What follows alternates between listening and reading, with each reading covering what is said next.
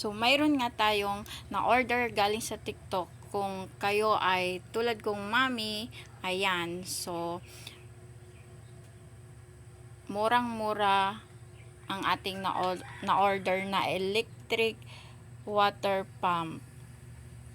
Ayan. So, meron nga siyang mga items na at ganito lang yung paglagay niyan, guys. So, kung mayroon kayong galon at di na kayo magsasalin-salin, so ayan, so bago gamitin ay sanitize na natin niya at nahugasan. So dahil lubat siyang dineliver sa akin, meron naman akong power bank, pwede naman siyang gamitin sa power bank or isaksak sa plug socket electric. So pwede rin naman siya sa power bank. Ayan, so gumana na din siya. Ayan, so easy. Katulad kong mami ay gawa natin ng paraan yan. So napakadali lang gamitin.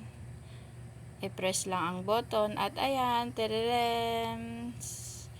Kaya kung gusto niyo mag-order, just click the link at makaka-order na kayo yan sa murang-mura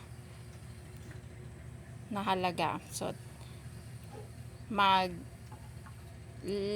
mag-click na at mag-order na dahil sobrang mura lang ng ating water pump, electric water pump. So thank you for watching, guys.